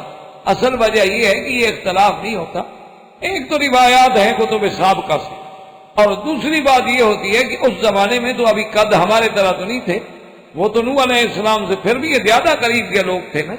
نوح علیہ السلام کا قد جو ہے وہ 60 ہاتھ تھا، اس کے بعد کم ہونا شروع ہوا، تو اب اگر یہ اتنا بچا ہے تو حضرت نوح علیہ السلام کے زمانے میں بھی قد بڑا ہوگا، جب قد بڑا ہوگا تو ہاتھ خود بخود بڑا ہوگا، جب ان کے 300 ہاتھ ہوں گے تو ہم تو پتہ نہیں 1200 یا اس سے بھی زیادہ ہمارے ہاتھ بن جائے۔ تو اس لیے بعض مورخین کو یا بعض اہل سیر کو اس پہ اختلاف لگا، لیکن راجح قول یہی ہے کہ 300 ذراع و50 ذراعا، 300 ہاتھ لمبا اور 50 ہاتھ جو ہے طول تھا، اور اونچائی جو تھی وہ 30 ذراعا و3 طبقات، اس کے 3 تہ بنائے گئے، یعنی 3 منزلہ کشتی تیار کی گئی۔ وَمُطَبَّقٌ مِّن فَوْقِهَا، اور اوپر سے بھی حکم تھا کہ اس کی چھت ڈال دی جائے تاکہ بارش جو ہو رہی ہے یا آسمان سے جو پانی برس رہا ہے وہ بھی اس کو متاثر جو ہے نہ کر۔ اچھا، اب اللہ کی شان دیکھیں کہ نوح علیہ السلام اور ان کے ماننے والے جو تھوڑے بہت تھے، زیادہ تو تھے نہیں، کیونکہ نوح علیہ السلام کے ساتھ جو لوگ کشتی میں سوار ہوئے ہیں وہ کتنے تھے؟ 80 آدمی تھے سارے، یعنی عورتوں کے ساتھ، مردوں کے ساتھ، بچوں کے ساتھ، سارے 80 آدمی شریک تھے نوح علیہ السلام کے ساتھ۔ تو اب نوح علیہ السلام جب کشتی تیار کرتے اور قوم کے بندے کو ڈرتے تو وہ مذاق کرتے، وہ کہتے دیکھا جی ہم نہیں کہتے تھے کہ نعوذ باللہ دیوانہ ہے، ہم نہیں کہتے تھے کہ مجنون ہے، بھلا یہ کشتی بنانے کا کیا ہے؟ کہ آپ کو دریا ہے کہ کشتی چلے، یا آپ کو سمندر ہے کہ کشتی چلے؟ بھلا کشتیاں کبھی ایسا بھی ہوا ہے کہ وہ خشکی پہ چلی ہوں؟ یہ تو نوح علیہ السلام جو ہے نعوذ باللہ ثم نعوذ باللہ ثم نعوذ باللہ، ان کا ذہن جو ہے وہ متاثر ہو گیا۔ حضرت نوح علیہ السلام اپنے کام میں لگے۔ اب اللہ سے عرض کیا کہ یا اللہ مجھے کیسے پتہ چلے گا کہ اب طوفان آ رہا ہے، اب پانی آ رہا ہے، اب کشتی پانی میں آئی؟ اللہ نے حکم دے دیا کہ حتی اذا جاء امرنا وفارت التنور قلنا احمل فیہا من کل زوجین اثنین۔ اللہ نے فرمایا کہ نوح علیہ السلام جب ہمارا حکم پہنچے گا، وفارت التنور، بعض علماء کہتے ہیں کہ تنور جو ہے وہ عین بالہند، ہند کے اندر ایک چشمے کا نام تنور ہے۔ بعض علماء کہتے ہیں تنور کا معنی ہے کہ سطح الارض، زمین سے، اور بعض علماء نے فرمایا کہ تنور وہ ہے جو معروف ہے جہاں روٹیاں پکائی جاتی ہیں، یعنی وہ جگہ جو آگ جلانے کے لیے بنائی جاتی ہے۔ اور آپ نے دیکھا ہوگا کہ تنور کے لیے کوئی نیچے زیادہ کھدائی نہیں کی جاتی، کھدائی کی جائے تو پانی نکل سکتا ہے نا، وہ تو ایسے زمین پہ رکھ دیا جاتا ہے بنا کے، بس روٹی لگانی ہے، اس میں کھدائی کی کیا ضرورت؟ تو اللہ نے فرمایا کہ جب اس تنور سے پانی نکلے سمجھ لینا کہ وقت آ گیا۔ حتی اذا جاء امرنا وفارت التنور، پھر تمہیں حکم ہے کیا؟ قلنا احمل فیہا من کل زوجین اثنین واہلک الا من سبق علیہ القول۔ اللہ نے فرمایا پھر ہر چیز کے جوڑے جوڑے، یعنی مرد ہیں، حیوان ہیں، چرند ہیں، پرند ہیں، طیر ہیں، جو چیزیں ہیں سب کے جوڑے پکڑ کے وہ بھی کشتی میں بٹھا دو۔ اور اس کے بعد اللہ تبارک و تعالیٰ دوسری جگہ فرماتی ہے کہ انا لما طغى الماء حملناكم في الجاریہ، اور تیسری جگہ قرآن کہتا ہے ففتحنا ابواب السماء بماء منہمر وفجرنا الارض عیونا فالتقى الماء على امر قد قدر۔ اللہ فرماتے ہیں کہ پھر ہم نے آسمانوں کو بھی حکم دیا کہ دروازے کھول دو پانی کے، اور زمین کو بھی حکم دیا کہ سارے چشمے نکالو۔ جب آسمانوں اور زمینوں کا پانی مل گیا، فالتقى الماء على امر، اب دیکھیں حالانکہ دو پانی تھے، لیکن محدثین مفسرین لکھتے ہیں کہ جب آسمان اور زمین کا پانی ایک جنس تھا، ملنے کے بعد گویا پانی بن گیا، اس لیے اللہ نے یہ نہیں فرمایا کہ فالتقى الماءان، بلکہ فرمایا فالتقى الماء على امر قد قدر وحملناه على ذات الواح ودسر۔ اللہ فرماتے ہیں کہ پھر ہم نے نوح علیہ السلام کو کشتی میں بٹھایا، وہ کشتی جس کے ہم نے لکڑیوں کے تختے بھی تھے اور جو میخیں لگا کے بنائی گئی تھی۔ اور خدا کی شان دیکھ لیں کہ آج تک دنیا کتنی ترقی کر گئی، آج دنیا نے ایسی ایسی کاریں بھی ایجاد کر دی ہیں، زمین پہ کار ہے اور پانی میں کشتی ہے، اور بڑے بڑے جناب ایسے ایسے یعنی گن بوٹ بنا لیے گئے، اور ایسے ایسے میرین بنا دیے گئے، اور ایسے ایسے بحری جہاز بنا لیے گئے، اور ایسے ایسے تار پیڈو کشتیاں بنا لی گئیں، لیکن ان کی شکل نہیں تبدیل ہو سکی ماں سوا اس کے جو حضرت نوح علیہ السلام نے ابتدا۔ یعنی اللہ تبارک و تعالیٰ کی قدرت دیکھیں کہ آپ جتنا ترقی کر لیں، آپ جتنا اونچے چلے جائیں، لیکن آج بھی کشتی کی شکل بے عین ہی وہی ہے جو نوح علیہ السلام کے زمانے، اس لیے کہ نوح علیہ السلام کی کشتی کا ابھی تک جو ہے وہ موجود ہے جبل جودی پر، اس کے آثار جو ہیں، کیونکہ اللہ نے خود فرمایا وَلَقَدْ تَرَكْنَاهَا آیَةً، ہم نے اس کو بھی ایک نشانی بنایا ہے آنے والوں کے لیے تاکہ اس کو دیکھ کے عبرت ہو۔ اب نوح علیہ السلام نے کشتی میں جب جوڑے بٹھائے تو آپ نے یہ انتظام کر دیا کہ نیچے کے طبقے میں تو بٹھا دیا جانوروں کو، اور درمیانی طبقے میں بٹھایا انسانوں کو، اور اوپر کے طبقے میں آپ نے بٹھایا پرندوں۔ اچھا خدا کی شان ہے، یہ بھی روایات میں آتا ہے کہ سب سے پہلے جو پرندہ سوار ہوا ہے نا وہ دررائی ہے، جس کو آپ طوطا کہتے ہیں، یہ جو آپ مشہور ہے، تو یہ سب سے پہلے پرندوں میں سب سے پہلے سوار ہونے والا، اور حیوانوں میں سب سے آخر میں سوار ہونے والا گدھا تھا، کیونکہ وہ ضدی تھا نا، اسے ضد تو کبھی نہیں، چاہے ڈوب جائے مر جائے، بلید ہے، جب بلید ہو تو اس نے تو اپنا ہنر دکھانا تھا۔ اچھا، اور ابلیس جو ہے وہ اس نے کیا کیا کہ وہ گدھا کے دم کے ساتھ چھپ کے اندر داخل، وہ بھی گدھا کے ساتھ شریک ہوا، اور آخر میں وہ بھی سوار ہو، چونکہ ورنہ تو ڈوب جانا تھا، کوئی چیز بچنی تو تھی نہیں، اللہ نے تو فیصلہ کر دیا تھا نا۔ حضرت نوح علیہ السلام کی دعا تھی کہ لا تذر علی الارض، اب زمین میں کچھ نہیں بچے، من الکافرین دیارا، کسی گھر کو بھی باقی نہیں رکھنا۔ اب اللہ تبارک و تعالیٰ کے حکم سے، اس لیے حدیث پاک میں آتا ہے کہ اگر کوئی بچتا اس غرق ہونے سے لنجت ام الصبی، ایک بچے کی ماں تھی وہ بچ جاتی، جب وہ بھی نہیں بچی تو کوئی نہیں بچی۔ اس کا واقعہ لکھا ہے کتابوں میں کہ ایک عورت تھی، اس کا بچہ تھا، جب طوفان آنے لگا تو بھاگتی گئی، اونچے ٹیلے پہ چڑھی وہ طوفان آ گیا، اس سے اونچے پہاڑ پہ چڑھی اس پہ پانی آ گیا، پھر اور اونچے پہاڑ پہ چڑھی وہاں پانی آنے لگا تو بچے کو یوں اٹھا کے کھڑی ہو گئی کہ چلو میں ڈوب جاؤں لیکن میرا بچہ تو باہر رہے، لیکن پانی بلند ہوتا گیا حتیٰ کہ وہ ڈوب گئی۔ اس لیے حدیث پاک میں آتا ہے کہ لو نجت لنجت ام الصبی، اگر اللہ کسی کو نجات دیتے تو اس بچے کی ماں کو بچا دیتے، لیکن اگر وہ بھی نہیں بچی ہے تو پھر اور کون بچے؟ اب نوح علیہ السلام کی یاد رکھیں کہ زوجہ جو ہے آپ کی بیویاں جو تھی، ایک تو بیوی کافرہ تھی اور ایک بیوی مومنہ، تو کافرہ بیوی جو ہے وہ تو مر گئی طوفان سے پہلے، اور مومنہ بیوی اور اس کی اولاد جو ہے وہ نوح علیہ السلام کے ساتھ کشتی میں سوار ہوئی، لیکن ایک بیٹا سوار تھا۔ کشتی میں سوار ہونے والوں میں کون ہے؟ حام، سام، یافس، یہ تین بیٹے ہیں نوح علیہ السلام، یہ تو آپ کے ساتھ کشتی میں آ گئے اور ان کی ماں بھی آ گئی، لیکن ایک بیٹا ہے آپ کا جس کا نام تھا کنعان، اور بعض کتابوں میں اس کا نام آتا ہے یام، اسی کا نام یام ہے اور اسی کا نام کنعان، اور ایک نوح علیہ السلام کا اس سے پہلے بیٹا تھا جس کا نام تھا عابر، عابر بھی طوفان سے پہلے مر گیا، لیکن کنعان جو ہے وہ طوفان کے وقت میں موجود تھا، لیکن وہ حضرت نوح علیہ السلام کے دین پہ، جس کو اللہ تبارک و تعالی نے قرآن پاک میں بھی ذکر کیا کہ نوح علیہ السلام نے اپنے بیٹے کو بلایا کہ یا بنی ارکب معنا ولا تکن مع الکافرین، کیا ہے بیٹے ہمارے ساتھ سوار ہو جا، کافروں کے ساتھ نہ ہو۔ قال سآوی الی جبل یعصمنی من الماء. وہ کہنے لگا کیا کہتے ہیں، کیوں ڈراتے ہیں مجھے، میں اس پہاڑ پہ چلا جاؤں گا، کیا ہو سکتا ہے، پانی کتنا آ جائے گا، 5 میٹر 2 میٹر 10 میٹر 8 میٹر، یہ تو سینکڑوں میٹر پہاڑ کھڑے ہیں، میں اس پہ چڑھ جاؤں گا، مجھے پہاڑ بچا لے گا. حضرت نوح نے فرمایا کہ لا عاصم اليوم، لا عاصم اليوم من امر اللہ الا من رحم وحال بینہم الموج فکان من المغرقین. حضرت نوح علیہ السلام نے فرمایا کہ بیٹا کوئی اللہ کے حکم سے نہیں بچا سکتا جب تک کہ اللہ خود رحم کر کے نہ بچائے. ابھی یہ باتیں ہو رہی تھی کہ اللہ نے حکم دیا کہ اے موج کیا ہے، زمین ترے کنارے پہ کھڑے ہو کے کنار میری خدائی کو چیلنج کرتا ہے، پہاڑوں کے سہارے لیتا.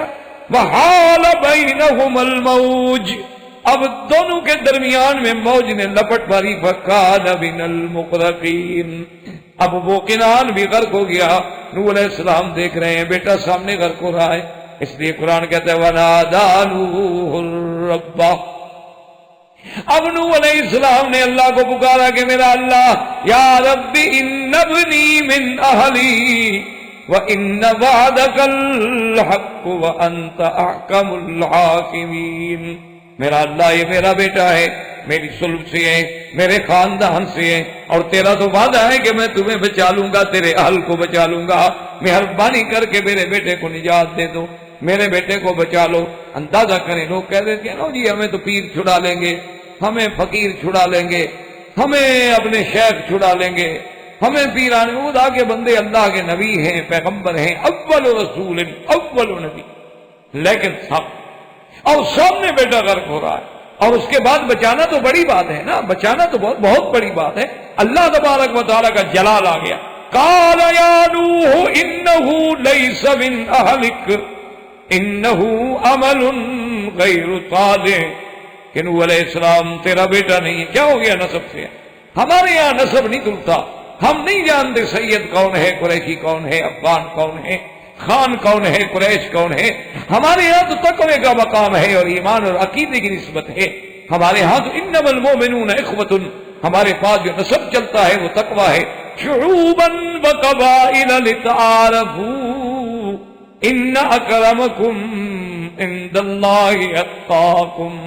نوح علیہ السلام جب اس کا عمل، جب اس کا عقیدہ تیرے ساتھ نہیں ملتا تو ہم نے تیرے خاندان سے بھی کاٹ دیا.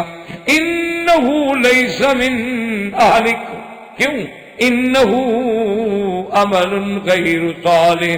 اور اس کے بعد بھی جلال دیکھیں، فرماتے ہیں فلا تسأل ما لیس لک بہ علم انی اعظک ان تکون من الجاہلین. کہ نوح علیہ السلام خبردار، آئندہ نہ سوال کرنا جس بات کا تمہیں علم نہ ہو. ہم نے جو کہہ دیا تھا کہ بس کہ آئندہ سوال نہیں کرنا، اور ہم نے تیری اہل کی نجات کا فیصلہ کیا تھا جو ایمان لائیں، یہ تیری اہل. اس لیے اگر تم نے پھر سوال کیا انی اعظک، میں خبردار کرتا ہوں کہیں ایسا نہ ہو کہ تو بھی پھر جاہلین کی فہرست میں چلا جائے. اب نوح علیہ السلام نے اللہ تبارک و تعالیٰ سے معافی مانگی، اور کشتی کے چلنے میں بڑے بڑے روایات لوگوں نے بھی نقل کیے ہیں، بڑے بڑے حکایات بھی نقل کیے ہیں. بعض کہتے ہیں کہ جی لوگ ڈرنے لگ گئے، نوح علیہ السلام کے پاس آئے کہ جناب وہ نیچے تو شیر کھڑا ہے، ہمیں تو دیکھ کے ڈر آتا ہے، شیر ہے، شیر کو دیکھ کے ڈر لگتا ہے. انہوں نے کہا اللہ میں لوگ شیر سے ڈرتے ہیں. تو اللہ پاک نے شیر پہ مسلط علیہ الحمہ، ایک بخار مسلط کر دیا، بیچارہ وہ بیٹھ گیا، اب وہ کھڑا ہی نہ ہو سکے. تو کہتے ہیں کہ وہاں سے پھر بخار کا سلسلہ شروع ہوا. تو اس کے بعد جناب یہ ہے کہ وہ پھر قوم بھاگتی آ گئی. انہوں نے کہا حضرت یہ تو بڑا مسئلہ ہو گیا. انہوں نے کہا کیا بات ہے؟ انہوں نے کہا چوہا جو ہے نا وہ تو لکڑی کاٹ رہا ہے، وہ تو کشتی کو کاٹ رہا ہے. انہوں نے کہا اللہ میاں یہ چوہے سے بھی ڈرتے ہیں، اس کا کیا کیا جائے؟ تو اللہ تبارک و تعالی نے حکم دیا کہ شیر جو ہے اس کی پیشانی پہ ذرا ایسے مارو. تو انہوں نے شیر کی پیشانی پہ جب مارا تو اس کے نتنوں سے بلیاں پیدا ہو گئی. اب جب بلیاں آئیں تو جناب اس کے بعد وہ شیر اپنا پار جو تھا، وہ چوہا جو تھا وہ بھی ڈر گیا. انہوں نے کہا یہ تو مجھے پکڑنے والی بلا آ گئی، ایسا نہ ہو کہ میں لکڑی کاٹتی. یہ بہرحال روایات ہیں، حکایات ہیں، اللہ عالم کتنی سچی ہیں کتنی جھوٹی ہیں، کیونکہ سابقہ روایات اسرائیلیہ ہیں. لا نصدق ولا نکذب، نہ تو ہم ان کی تصدیق کر سکتے ہیں اور نہ ہم جھٹلا سکتے ہیں کہ بالکل جھوٹی ہیں، خدا جانے سچی بھی ہوں. تو اب جناب حضرت نوح علیہ السلام جو ہے تقریباً 150 دن تک پانی میں رہے، 150 دن۔ اور پھر اس کے بعد بھی روایات ہیں کہ اب آپ نے کہا کہ میں پتہ کروں کہ تو کبے کو بھیجا کہ تاکہ وہ جا کے خبر لے آئے کہ بھئی طوفان جو ہے تھم گیا، کہاں کہاں ہے، کچھ زمین خشک ہوئی۔ کبا گیا تو وہ جو جناب چلا گیا، وہ تو اپنے کھانے پینے میں لگ گیا۔ اس کے بعد پھر آپ نے حمام کو بھیجا، کبوتر کو، تو کبوتر جو ہے خبر لے کے آئے۔ تو اسی وجہ سے اللہ نے اس کے گلے میں قوس و قزح کا انعام ڈال دیا، جیسے کسی کو ہار پہنا دیا جاتا ہے۔ اور اسی طرح خدا کی قدرت ہے کہ آج تک لوگ اسی کبوتر سے پیغام رسانی کا کام لیتے ہیں جو سب سے پہلے نوح علیہ السلام نے لیا تھا۔ اور وہ جا کر ایک زیتون کی ٹہنی لے کے آیا، اور پاؤں دیکھے آپ نے تو پاؤں کو بھی ذرا مٹی جو تھی تھوڑی تھوڑی نرم، تھوڑی تھوڑی خشک، تو سمجھ گیا کہ طوفان جو ہے تھم گیا ہے۔ اللہ پاک نے حکم دیا، قیل یا ارض ابلعی ماءک ویا سماء اقلعی وغیض الماء وقضی الامر واستوت علی الجود وقیل بعدا للقوم الظالمین۔ اللہ نے حکم دیا زمین کو کہ پانی پی لو بس، اور ہواؤں کو حکم دیا کہ ہوائیں چلو اب پانی کو خشک کرو، اب ہم چاہتے ہیں کہ خشکی ہو جائے۔ اور آسمان نے برسانا روک دیا، ہوائیں چل پڑی، اور کشتی چلتے چلتے جودی پہاڑ پہ آ گئی۔ اللہ نے حکم دیا، یا نوح اہبط بسلام منا، اب اترے آپ، وبرکات علیک۔ اللہ کی رحمت کے ساتھ نوح علیہ السلام اترے، اور پھر اللہ نے آپ کی اولاد جو تھی حام، سام اور یوسف، سام جو ہے یہ ابو العربی اور روم اور عرب، یہ جو ہے سب سام کی اولاد میں آتے ہیں۔ اور اس کے بعد جو تھا حام اور یافس، حام جو ہے ثقالبہ اور ترک جو ہیں وہ ان کی اولاد میں آتے ہیں، اور یافس جو ہیں ان کی اولاد میں پھر بربر اور سوڈان آتے ہیں، اور اسی سے پھر اللہ پاک نے ذریت چلائی، وجعلنا ذریتہ هم الباقین۔ اللہ فرماتے ہیں کہ ہم نے نوح علیہ السلام کی ذریت کو ہی باقی رکھا، اور اسی سے پھر آگے نسل در نسل پڑتی چلی گئی۔ اور پھر اللہ تبارک و تعالیٰ کی شان دیکھیں کہ نوح علیہ السلام جو ہیں ان کا وفات جو ہے اکثر اقوال کے مطابق یہ ہے کہ وہ آخری عمر میں تشریف لے آئے، اور سرزمین حرم میں اللہ تبارک و تعالیٰ نے ان کو موت عطا فرمائی، اور وہ سرزمین حرم میں دفن ہوئے اور حدود حرم میں دفن ہوئے۔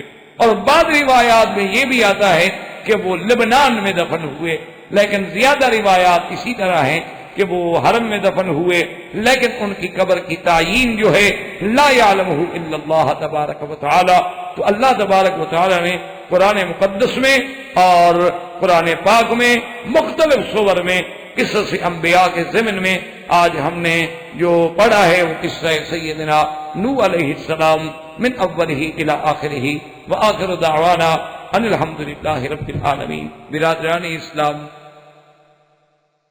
واجب الاحترام بزرگوں، دوستوں، بھائیوں، عزیز نوجوانوں، الحمدللہ قصص الانبیاء علیہم الصلوات والتسلیم کا یہ سلسلہ درس سیدنا نوح علیہ السلام کے قصے کے بعد آج کے درس میں انشاءاللہ تبارک و تعالی قصہ سیدنا ہود اور سیدنا صالح علیہ السلام کا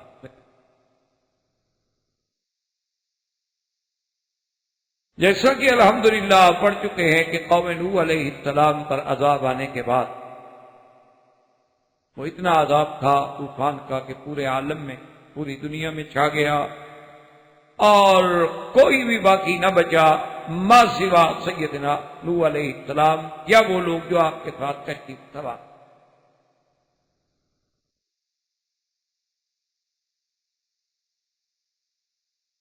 اللہ تبارک و تعالی نے نوح علیہ السلام کی اولاد میں سے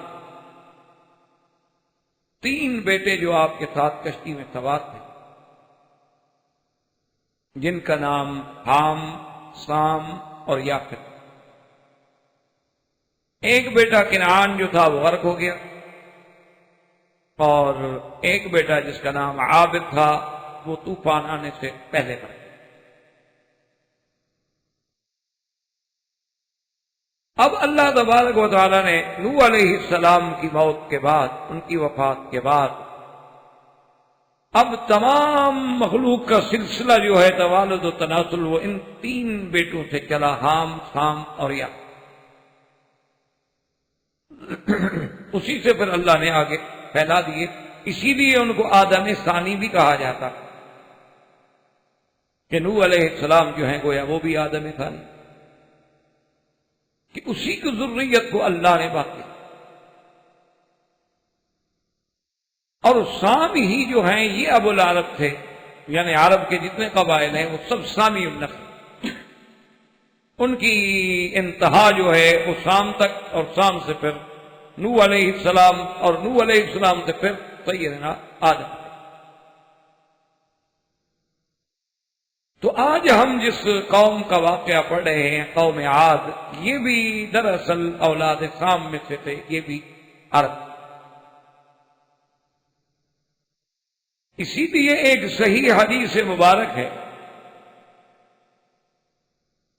حضرت ابی ذر رضی اللہ تعالی عنہ سے روایت ہے کہ حضور صلی اللہ علیہ وسلم نے فرمایا کہ 4 پیغمبر جو ہیں وہ بھی عرب،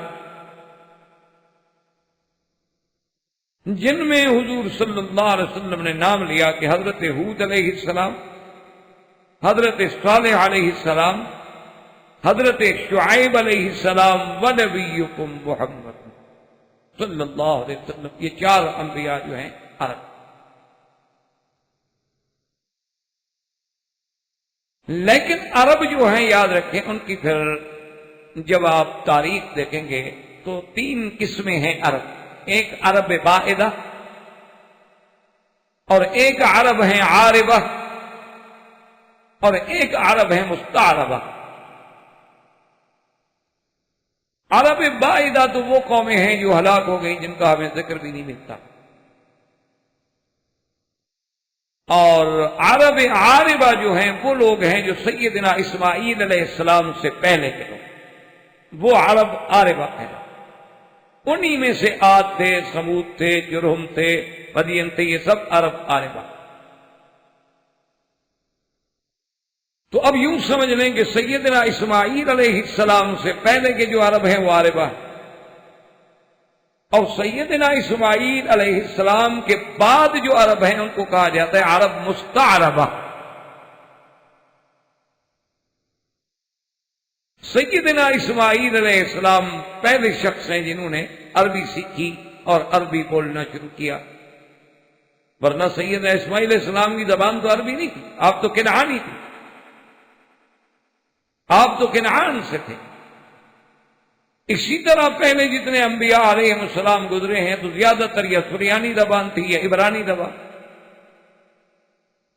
اسی لیے کوئی کتاب جو ہے جو کتب سابقہ ہے وہ عربی میں نہیں،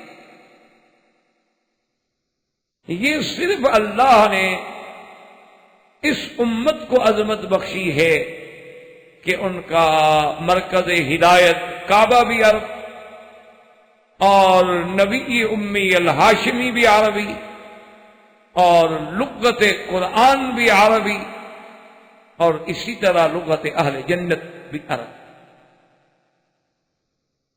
تو سیدنا اسماعیل علیہ السلام نے قبیلہ جرہم سے، اور قبیلہ جرہم وہ تھا جس نے جب گزر رہا تھا اور سرزمین حرم کے اوپر کچھ پرندوں کو اڑتے ہوئے دیکھا تو ان قبیلے کو احساس ہوا کہ یہاں کچھ پانی،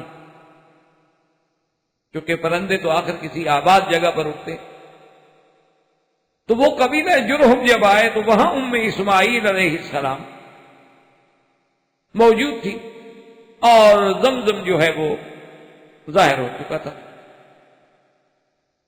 تو قبیلہ جرہم نے استدعا کی تھی اسماعیل علیہ السلام سے کہ اماں اگر آپ ہمیں اجازت دیں تو ہم تو قبائل لوگ ہیں، خانہ بدوش جیسے ہوتے ہیں، جیسے آج کل ہمارے ملکوں میں بھی ہوتے ہیں خانہ بدوش قبائل، کبھی یہاں آباد ہو گئے 10 سال بیٹھ رہیں گے پھر چل پڑے۔ اسی طرح انڈو پاک میں بھی ہے، ہندوستان میں بھی ہے، پاکستان میں بھی ہے، آپ کے راجستھان میں، اور ہمارے ہاں بھی اسی طرح سندھ کے علاقوں میں اور پنجاب کے کچھ جنوبی علاقوں میں، بہرحال تو خانہ بدوش قبائل جیسے ہوتے ہیں۔ تو انہوں نے کہا کہ ہم یہاں رہنا چاہتے ہیں، تو اسماعیل علیہ السلام نے انہیں اجازت دے دی، لیکن ایک شرط کی کہ تم یہاں رہ سکتے ہو، فائدہ اٹھا سکتے ہو، لیکن زمزم کے متولی نہیں ہوگے تو اس پانی کی تولیت جو ہے وہ ہمارے پاس. انہوں نے کہا ہمیں تو بس رہنا ہے. اور اس دور میں تو وہ یہ جانتے ہی نہیں تھے نا جرہم کہ یہ زمزم کیا ہے، اس کا کیا مقام ہے. لیکن اسماعیل علیہ السلام کی والدہ جو ہیں وہ تو آخر ایک نبی کی بیوی تھی، ان کو تو پتا تھا نا اسرار حکم الہیہ کا کہ اللہ کے حکم کے کوئی اسرار تو ہیں کہ آخر ہمیں حضرت خلیل یہاں چھوڑ کے چلے جائیں وہ بات ہے. اور پھر اللہ تبارک و تعالیٰ ایک معصوم بچے کے پاؤں میں سے زمزم نکال دیں تو کوئی بات تو ہے.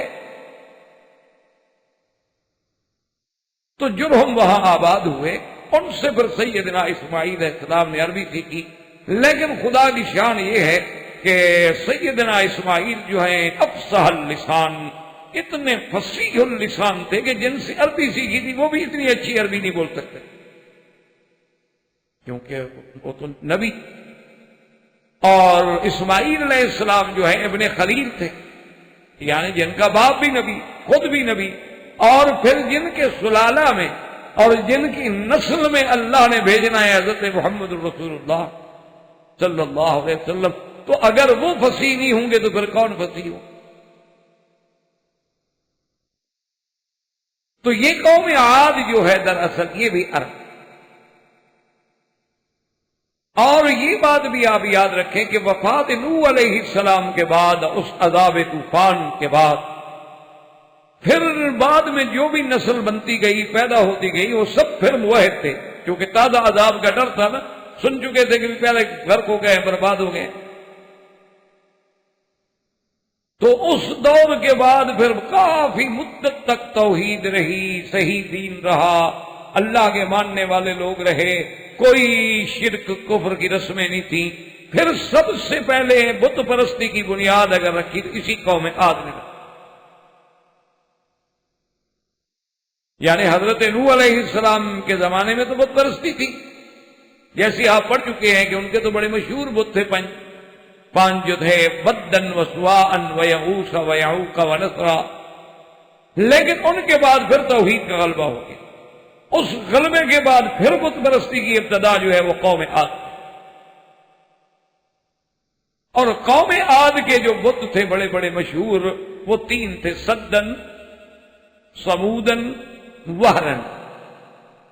یہ ان کے بتوں کے نام تھے جو بڑے مشہور ان کے بت تھے. اور بھی تو بہت ہوں گے، لیکن ان کو یعنی ذرا بڑا مقام حاصل تھا. جیسے مکے میں حبل، لات، عزا، منات، یہ بڑے بڑے تھے، ورنہ تو 360 بت تو صرف کعبہ شریف میں رکھے ہوئے تھے.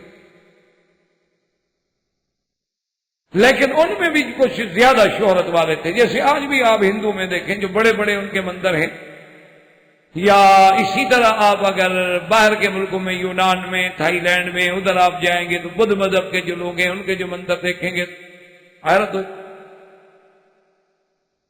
بہرحال ان کے یہ تین بت بڑے مشہور تھے.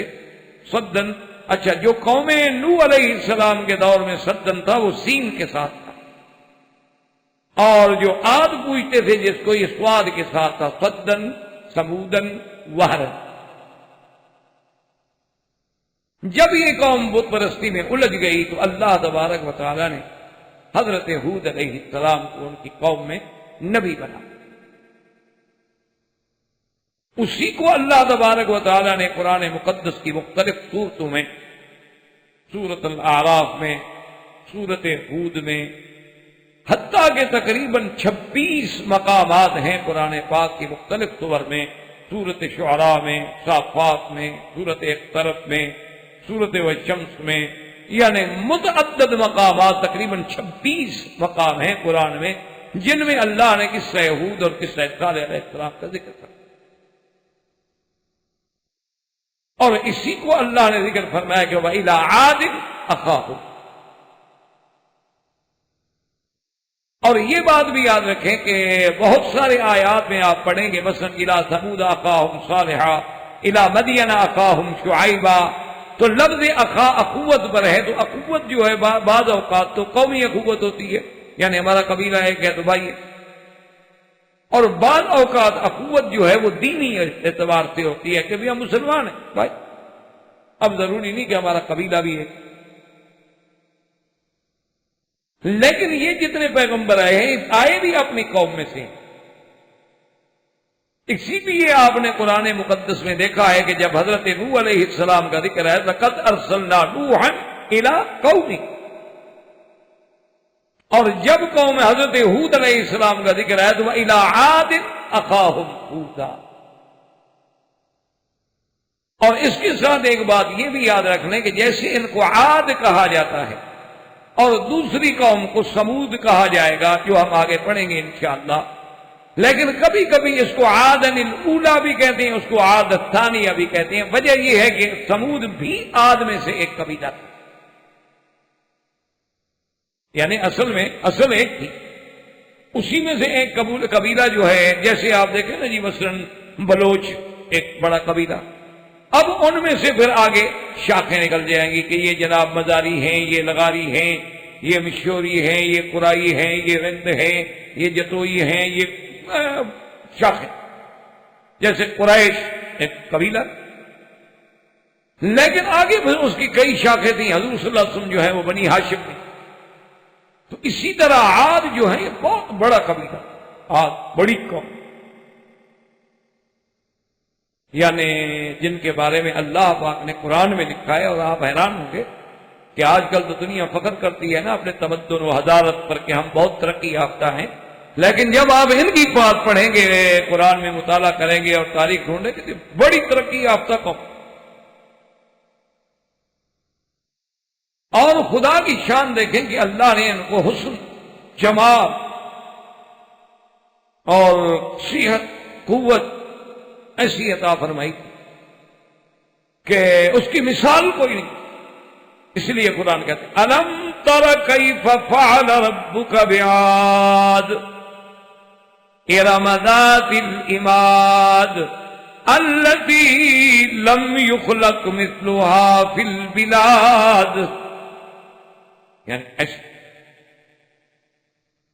تو اس لیے میں عرض کر رہا تھا کہ ارم جو ہے وہ بھی دراصل انہی کا نام ہے، عاد بھی کہا جاتا ہے اور ارم بھی کہا جاتا ہے۔ اور یہ عاد جو تھے آباد کہاں تھے؟ احقاف میں،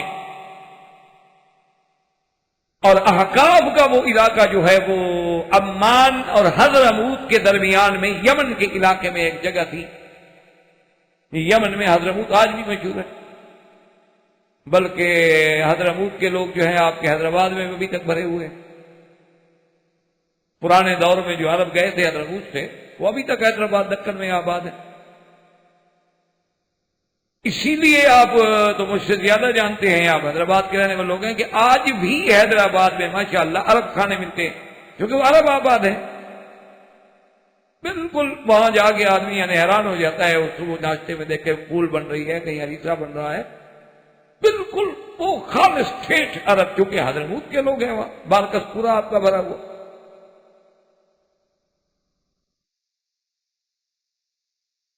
اور چونکہ ہمارا تو آنا جانا ہوتا ہے، اللہ کی رحمت سے کافی دوست بھی ہیں ماشاءاللہ۔